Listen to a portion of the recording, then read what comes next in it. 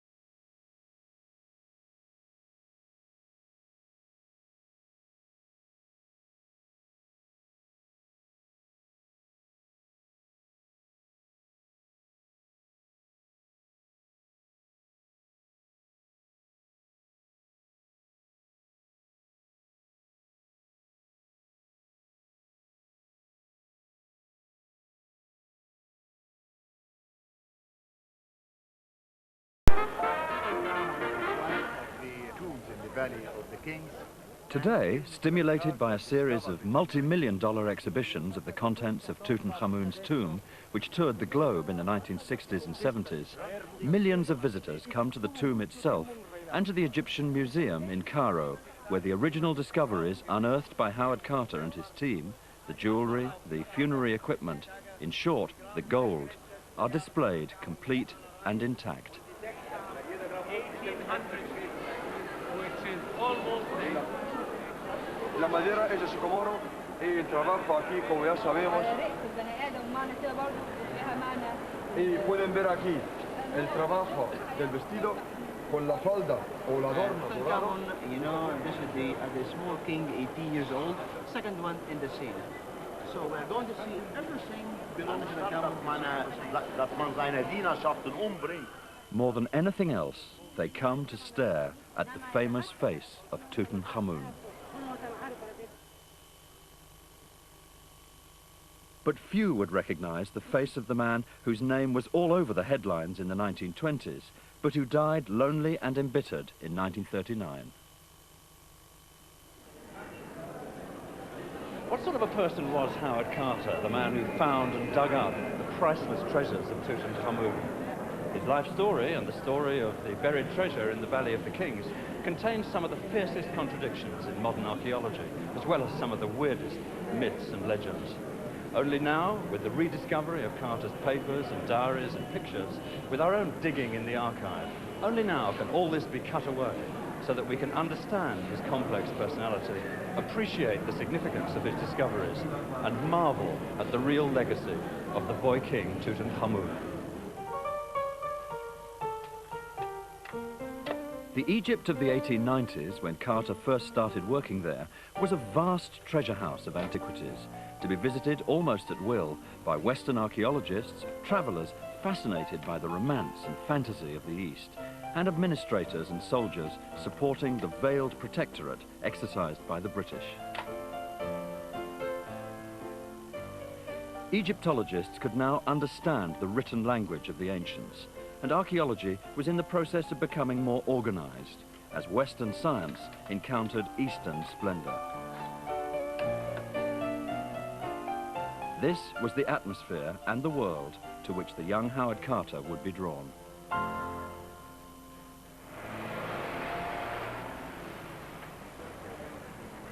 Howard Carter was born in London, off the Old Brompton Road, Kensington, on the 9th of May, 1874, but it was here, in the small market town of Swaffham in northwest Norfolk, that he spent his childhood. His father, Samuel Carter, earned his living as a painter of animals, wild, domestic and agricultural, and as an illustrator, also of animal subjects, for the Illustrated London News. In fact, Carter family tradition has it that Samuel did the original drawings for the great Landseer lion sculptures at the foot of Nelson's Column in Trafalgar Square. But then again, Carter family tradition tended to romanticize the hard facts. Howard was the youngest of 11 children, 8 of whom survived infancy. And because he was a weak, sickly child, he was sent away from London to be raised on his own in a farming community by 2 unmarried aunts. His education here was minimal. I was, he said, unable to go through a regular school training. It began later than usual and ended at the early age of 15. At 14. Roger Groom. He grew up in this house, a solitary boy with something of a chip on his shoulder which would last for the rest of his life. But some things he did inherit in abundance: a good eye, a love of natural history, and a Norfolk accent.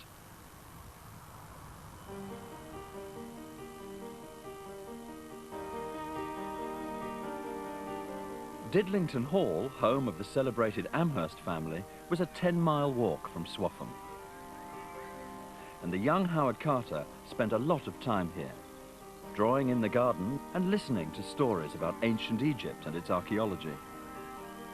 For the Amhersts, who took Howard under their wing, were early and influential members of the Egypt Exploration Fund. Didlington Hall housed the greatest private collection of Egyptian objects in Britain.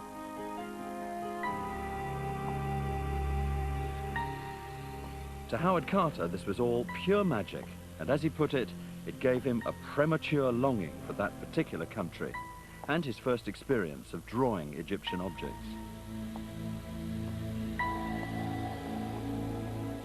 It was his artistic talents which secured for him, at the age of 17, a job in Egypt as a draftsman and tracer.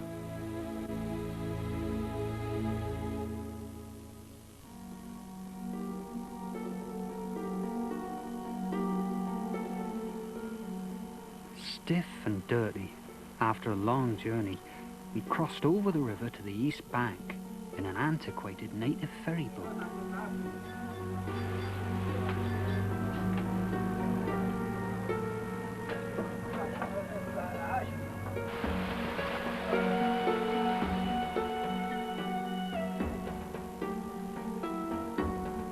There, we climbed up to the rock terrace of the escarpment, where the ancient tombs are situated. His first posting for the Exploration Fund was 150 miles up the Nile from Cairo to the Middle Kingdom rock tombs of Beni Hassan.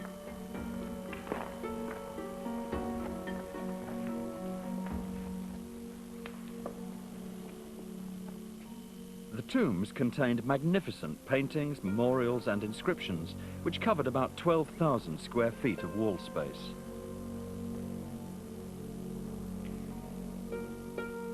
Carter was the youngest member of a survey team whose function it was accurately to trace and record the wall decorations.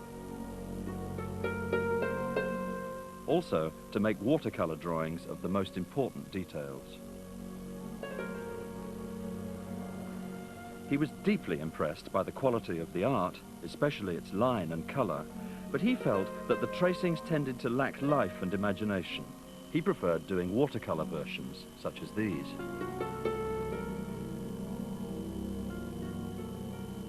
Above all, it was the romance of the place which got to him.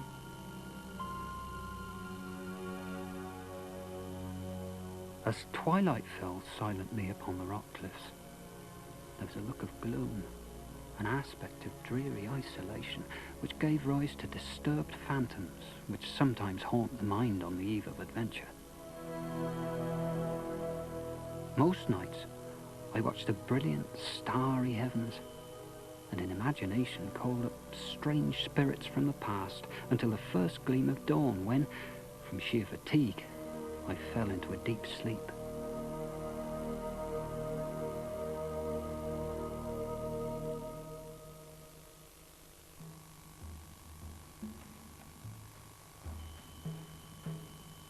After half a season working as a tracer in Middle Egypt, Howard Carter moved south across the desert to join the new excavations at the remote site of El Amarna, the ancient ruined city of the pharaoh Akhenaten. A camel's hump is said to vary in size according to the condition of the animal. My old beast must have been in excellent condition. He appeared to have a lump everywhere. I rode him astride, sometimes sideways, but no ways could I get used to his rolling, side-to-side wobble.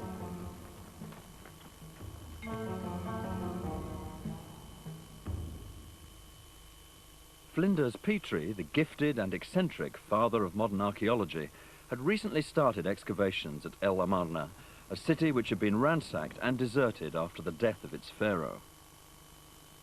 Petrie gave the 17-year-old artist a brisk, on-site apprenticeship in the sheer hard slog of archaeology. Carter was given his first chance to practice a little independent excavation on his own. So he learned his craft, as he put it, from the very best and sternest of taskmasters.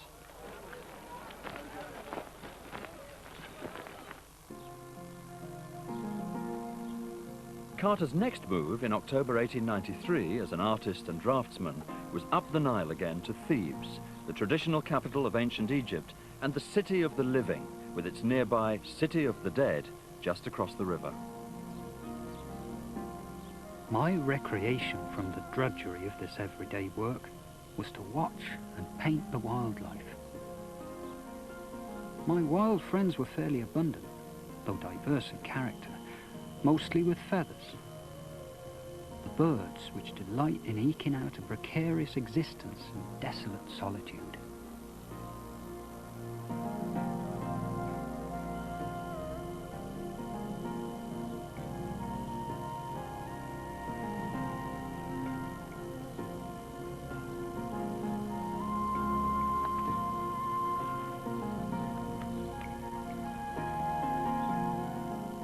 Carter's new posting was with the Egypt Exploration Fund at Deir el-Bahri, the fantastic mortuary temple of the woman pharaoh Hatshepsut, ancient Egypt's most powerful queen. His role was to record the beautiful reliefs which were emerging in the course of excavations of the walls and pillars of the temple. Although the next 6 years were hard work, I learned much more of the Egyptians' art than in any other place or time. Carter also learned how to apply his artistic training, what he called the profession my father taught me, to the copying in watercolour of paintings and reliefs and wall sculptures and inscriptions. Now, the traditional approach to copying involved sticking some tracing paper to the wall and tracing the outlines before sending the outlines off to a draftsman off-site who'd fill them in silhouette. Carter preferred an approach which involved much more skill and imagination and intelligence. As he put it, a free hand, some good pencils and brushes, some suitable paper, and honest work. In fact, he didn't like to call this copying at all. He much preferred the phrase drawing work, which sounded a lot less clerical and menial. But there's no doubt it resulted in far better reproductions than the old tracing method. Reproductions which drew attention to Carter's abilities for the first time. In 1899, at the age of 25, to the great surprise of his associates, Carter was offered the post of Chief Inspector of Antiquities for the whole of southern Egypt by the French-administered Egyptian Antiquities Service. This senior post required him to be policeman, diplomat, and archaeologist, and his sphere of operations now included the Valley of the Kings at Thebes.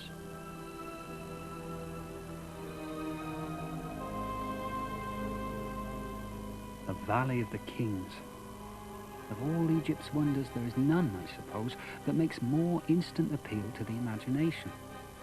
Here, in this lonely valley head, remote from every sound of life, with the Horn, the highest peak in the Theban hills, standing sentinel like a natural pyramid above them, lay many of Egypt's kings.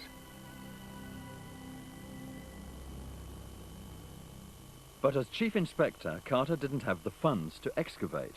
For that, he'd need a wealthy backer. Theodore Davis, retired American lawyer, millionaire, and archaeology enthusiast, amply fitted the bill, and the two men began working together.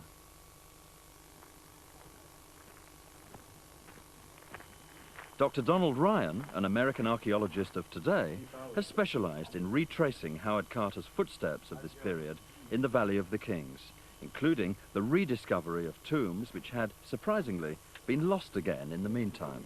I'm gonna get this big one here.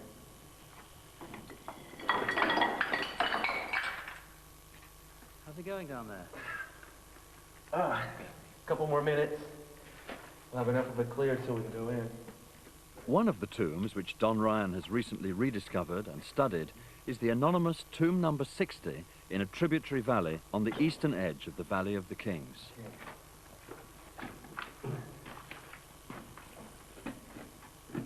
Howard Carter first unearthed this tomb in 1903, but was disappointed that in his view its treasures had, as in so many cases, been thoroughly looted and destroyed in ancient times. Okay, watch your step, Christopher. These steps weren't made very well. In fact, this entire tomb is crudely carved. I don't think there's a straight line in the entire tomb. It's my feeling that the tomb was commissioned at the death of somebody important and was hacked out in a short period of time.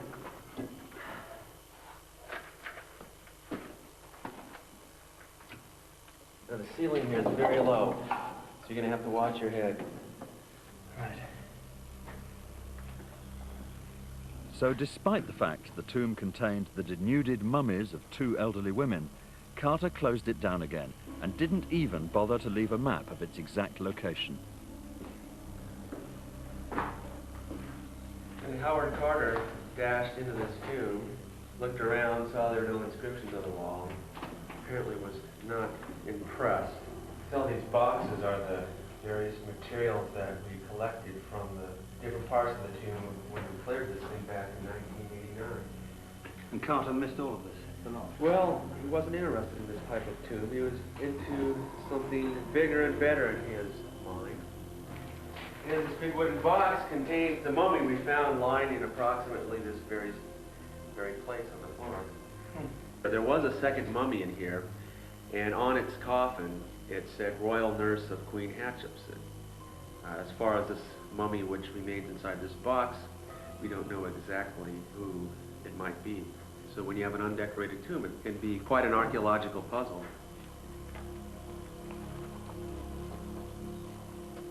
This tomb's a little different. You're gonna like it a lot.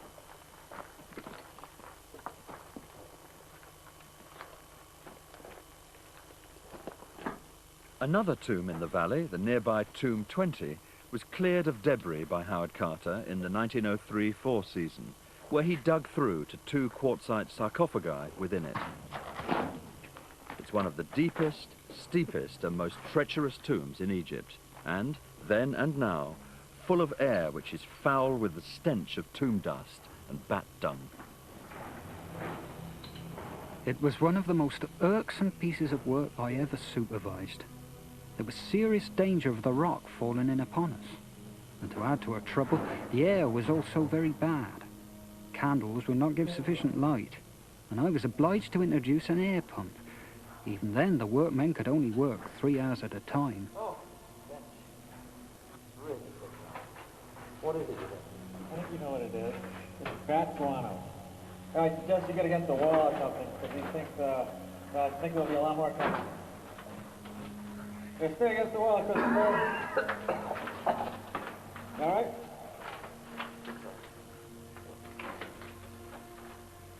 They are revolting creatures. You just better sit still until they go by. God, I think one of them touched my face. Do you think they're rabid, Ron? There's no way of telling, really. No, I don't want to find out either. Come on. I think we ought to get out. After you, Maestro.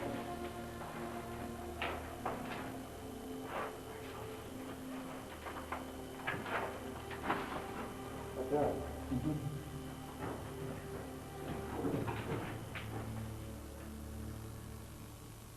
Howard Carter spent his years as chief inspector, refining his technique as an excavator, getting to know every inch of the Theban necropolis, and developing a feel for reading the signs.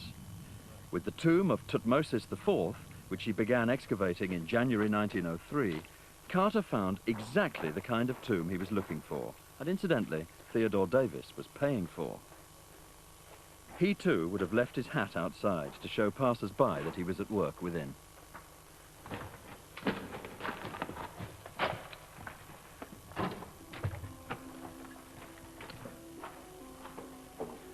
Hey, this is more like it. This is just the kind of tomb Howard Carter was hoping to find. It's a beautifully painted royal tomb of the 18th dynasty.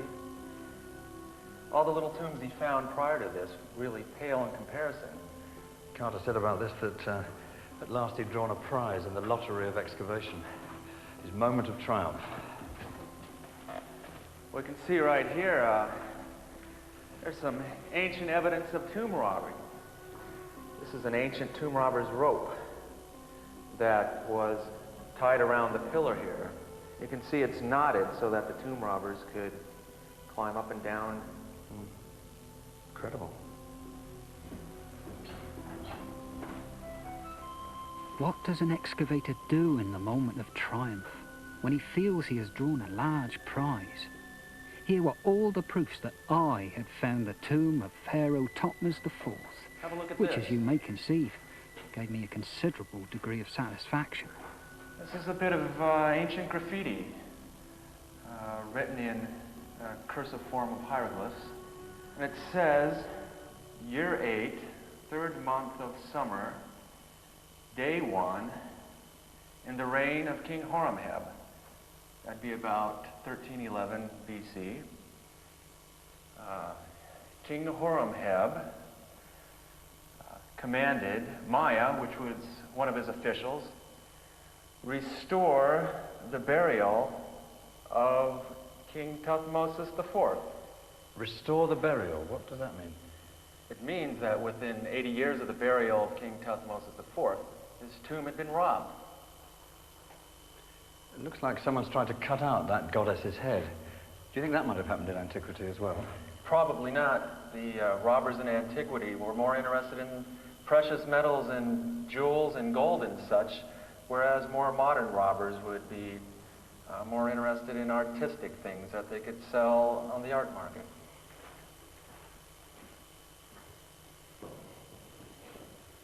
Within this burial chamber, everything had been broken to bits and thrown helter-skelter by those ruthless vandals, the tomb plunderers, who in their thirst for gold had spared nothing.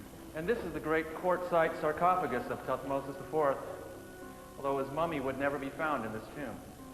Carter, I think, said that there were all sorts of bits of linen and ceramic lying around this sarcophagus here, so the scene resembled an orgy rather than a hallowed place. And I believe he thought that the robbers of antiquity had done it.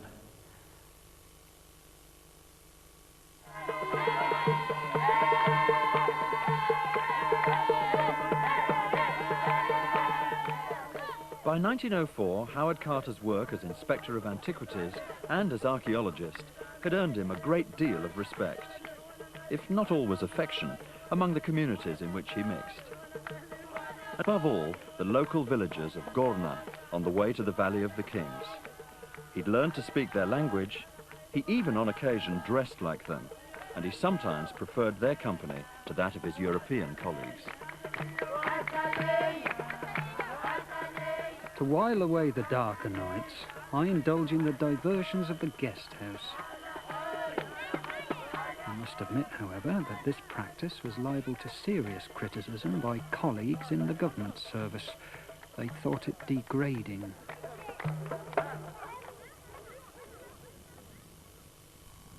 In late 1904, Carter was moved from the Inspectorate of Upper to Lower Egypt, which included in its sphere of influence the great necropolis around the step pyramid of Saqqara. After 5 years, it was time for a change, but unfortunately, the new post was to go disastrously wrong. A week into the new year of 1905, and a party of some 15 French people, having had a jolly good lunch over in the palm groves of Memphis, and having had several bottles of wine to wash it down, arrived here at the Saqqara necropolis by donkey and asked in a semi-coherent way to see the monuments. The local ticket inspector, naturally enough, asked them for their money, and several of them refused to pay. They hung around, had a few more drinks, and made their way down to the Serapeum.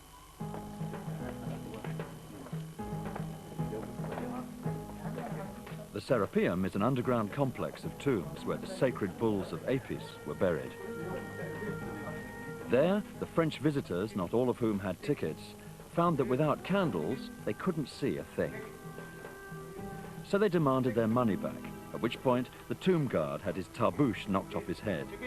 It was time for Chief Inspector Howard Carter to be summoned to confront the French. He asked for everyone's name and address and requested the group to leave the site immediately. They refused, and in the course of further exchanges, one of the tomb guards was hit in the face, and Carter himself was threatened with a punch on the nose.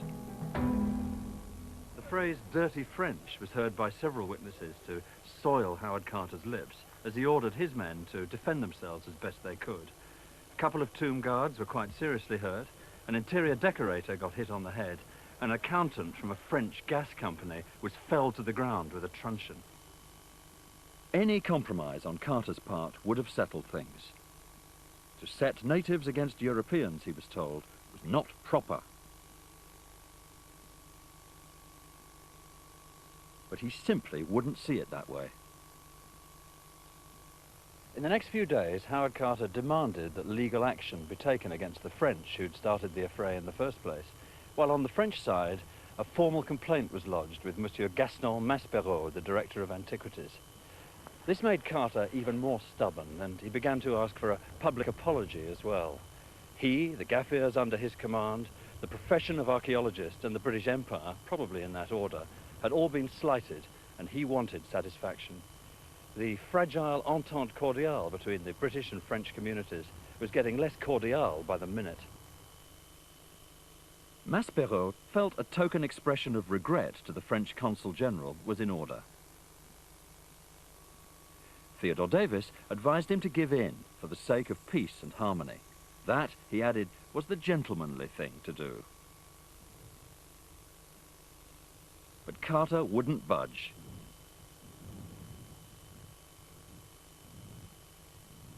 So, at the age of 31, he'd done serious damage to an exemplary career and subsequently resigned.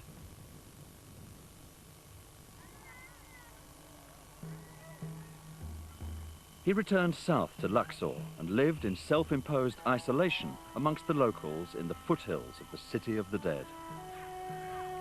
For the next 3 years, he guided wealthy visitors around the sites of Upper Egypt and sought commissions for his watercolor paintings. He was short of money, and it was a hand-to-mouth sort of existence.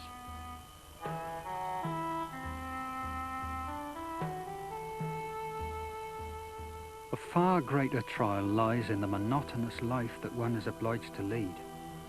The wearisome sameness day after day. The passing of months without companionship. A loneliness that can at times become almost intolerable. Without some mental occupation, it would, I believe, become suicidal.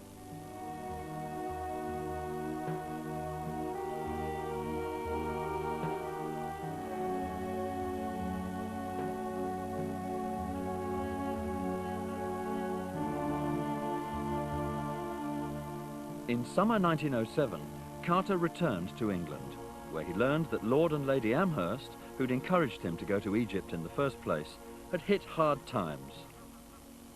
Didlington Hall was up for sale, and the great Egyptian collection was to be dispersed. His world seemed to be collapsing all around him.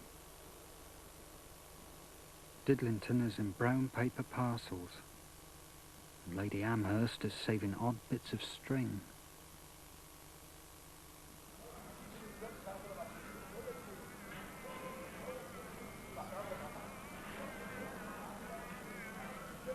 But his love of Egypt and the fact he had nowhere else to go took him back, where he added a new occupation to his makeshift career as a part-time dealer in antiquities, a job for which he was well qualified.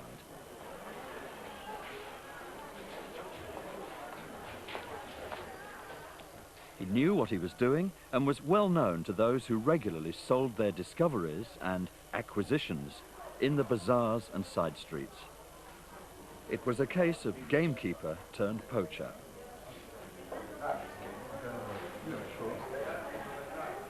And are these popular, these kind of things? And your ceiling, now that really is old, eh? I will not for sale. If Carter was to return from this unhappy interlude to the work he most wanted, the work of the excavator, he'd need another wealthy patron to support him.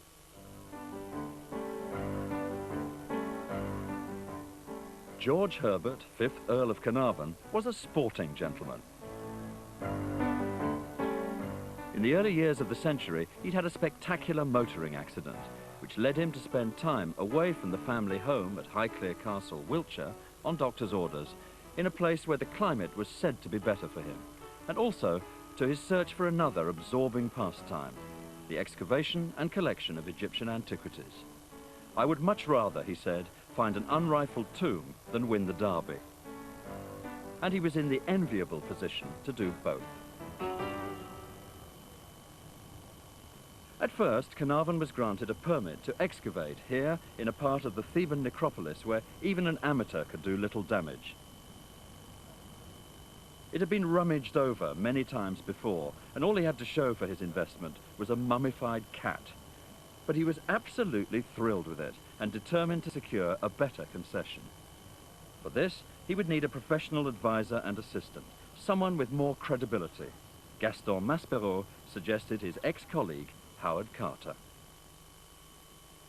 It was the start of a most unlikely friendship between the grandee who admired Carter's skills and the craftsman who returned the compliment by modelling himself on his patron. Neither of them could imagine where the partnership would eventually take them. As a sign of Carter's newfound security, he decided to design and build his own castle, a permanent home at the entrance to the Valley of the Kings, which he called Castle Carter. What he yearned for was a concession in the valley itself. What he got was permission to work around its margins.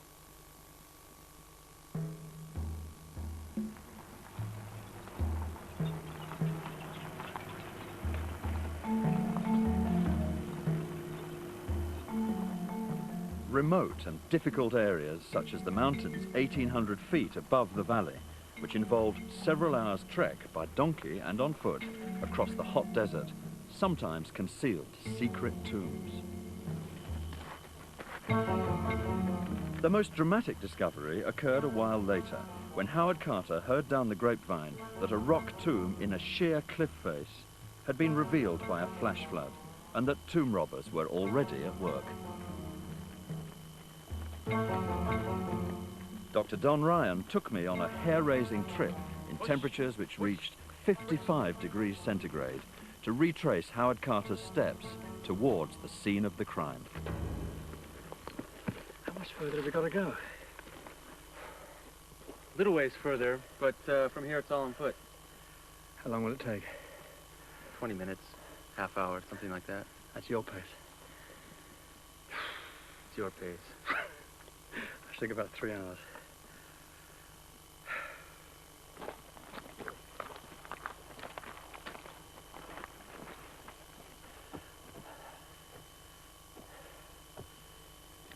There it is. You're kidding me. So where's the tomb? Little opening up in the cliff. Gone. That one there, halfway down. Right. That's it.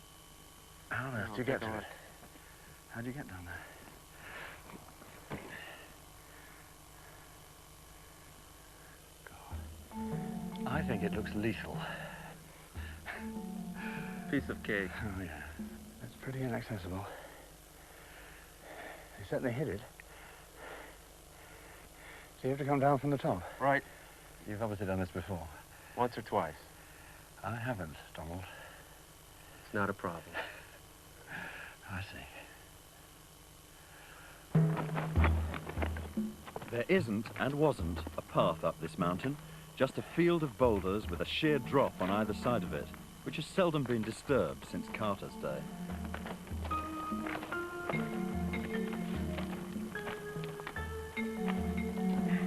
God. We're right on top of the cliff right now. It's all getting a bit macho for me. Great. Let's do it. When we arrived above the tomb, I found that the plundering Arabs had crept down a crack extending halfway down the cleft to a narrow ledge in the rock. For anyone who suffers from vertigo, it certainly was not pleasant. Oh, it's slippy. This is the easy part. Thank you. Ow. Sorry about that. Rock fall. There's plenty more where that came from. Point of no return coming. Where'd I put my leg? Right here. Right. Well done. Well done. My goodness. Just a sheer drop. Well, this is where we set up the ropes. Right. Here comes the wind. Don, I don't think that I'm going to go any further. I've made it to the plateau. I think Carter calls it not for people with vertigo, and I'll drink to that. I think I'll leave it to the professional from here on. I wholeheartedly concur. Well, I'm glad to hear it. Okay. I'm deeply impressed with the range of skills that archaeologists show. I had no idea. Carter probably used a knotted rope of some sort. It would be pretty scary. And he didn't have all this modern mountaineering equipment. Solid. That's reassuring. All right, I'm going to give this a toss. Rope! The guide pointed out to me the end of a rope which dangled sheer down the face of a cliff. Listening, we could hear the robbers actually at work. So I first severed their rope, cutting off their means of escape, and then, making secure a good stout rope of my own, I lowered myself down the cliff. Set. And ready. Chocked away.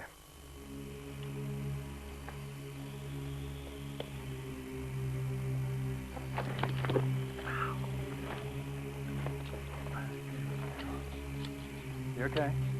Oh, yeah. No problem. It's a bit bumpy.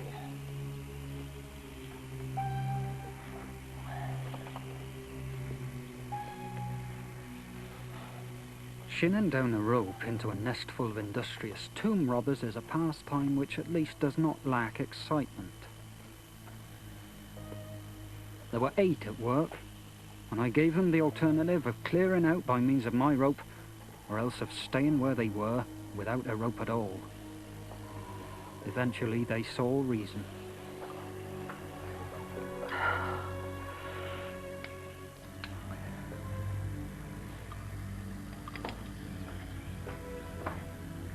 Carter wasn't sure what he'd find inside this cunningly concealed tomb 130 feet down from the top of the cliff. It had a half-finished, unoccupied look to it. It seemed that the tomb was originally intended for the young Hatshepsut, who'd had an inscribed quartzite sarcophagus placed there in readiness, but that after she seized the throne, she abandoned it for a grander memorial and a mortuary temple, that same temple on which Howard Carter had worked for 6 years.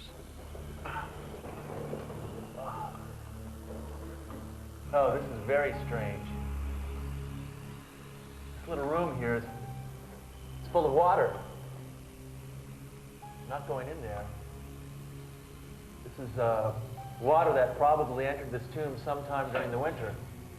The rains that occurred filled this tomb. So, after the incredible labor and imagination involved in preparing it, this cliff tomb was never used.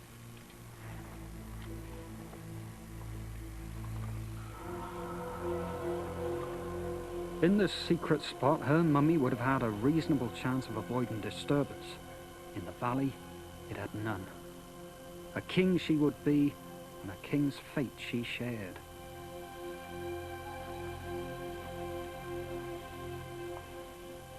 How was it, Don? Been damaged excessively by flooding. See, when Howard Carter was working on this tomb over a period of 20 days, he came up and down this little bit here in a net. Let down by someone from above or from below? Oh, probably with a pulley of some sort. Yeah. Sounds a more civilized way to travel to me. There you go. Thank you, old chap. Well done. In spring 1914, Theodore Davis publicly announced that the Valley of the Tombs is now exhausted, and he pulled out. But Carter was convinced there was still at least one more tomb to be found, and he had good reason. Every day, hundreds of tourists walk past this spot, which is unmarked, without even noticing it. And yet, it played a key part in the research which led to Howard Carter's great discovery. The research involved a series of finds made between 1905 and 1909 under the patronage of Theodore Davis. In particular, the discovery of some objects which proved to bear the name Tutanhakuman. The discovery was from this so-called tomb, which is less of a tomb really, more of a box cut into the rock. And it took the form of 12 storage jars, the remains of a funerary feast, some embalming fluid, and some seal impressions. Theodore Davis was convinced he'd stumbled on the badly plundered tomb of Tutanhakuman, and he said as much at a public gathering where he also showed what happened to papyrus when it had been buried for over 3,000 years by tearing a large piece of it to pieces in front of the assembled company. Howard Carter was less convinced. He came to believe that the objects which were removed from this so-called tomb had been taken from another royal tomb, which must be located nearby. The true significance of these discoveries wasn't appreciated until later, by which time Carter had planned a systematic search of the valley beyond. But his plans came abruptly to a halt.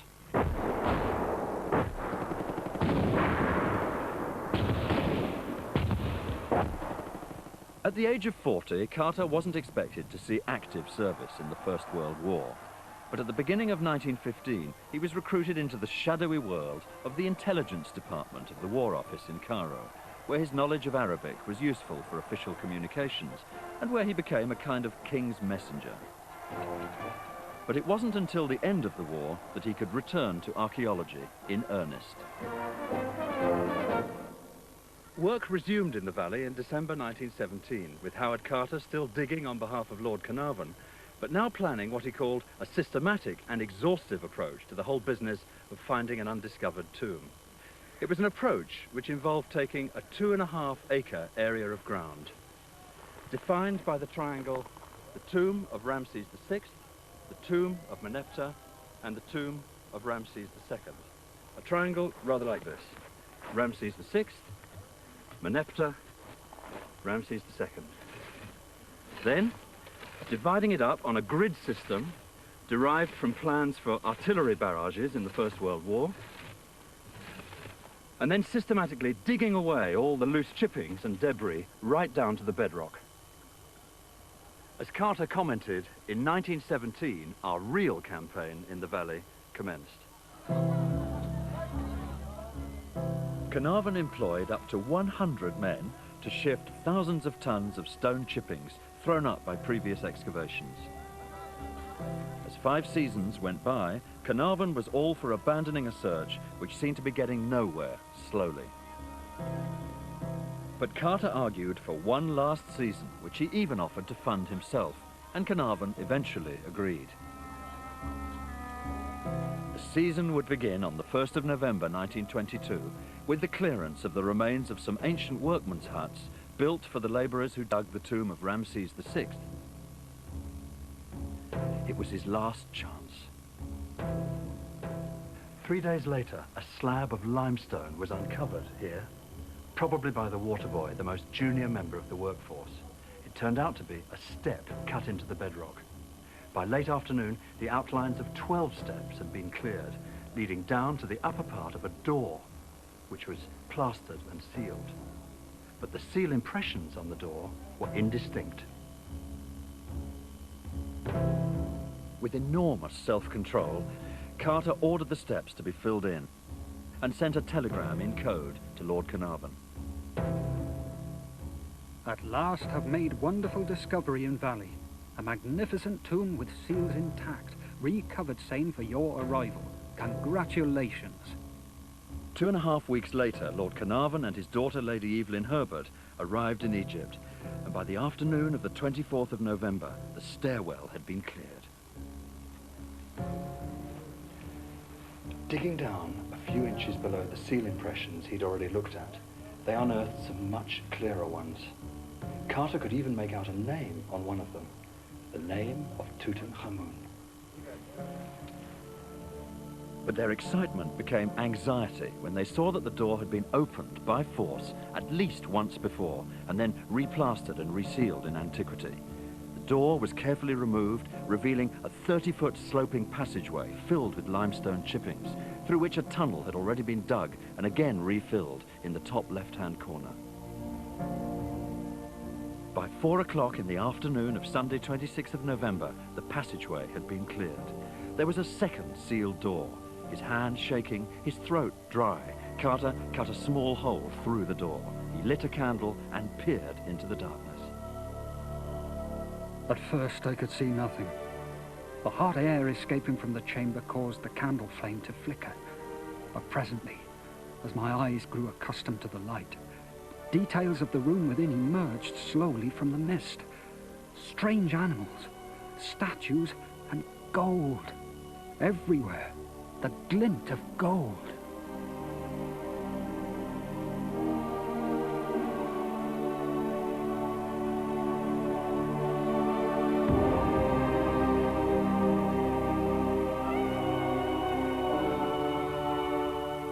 Next week's programme discovers the secrets of the tomb of Tutankhamun. That's at the same time of 9 o'clock.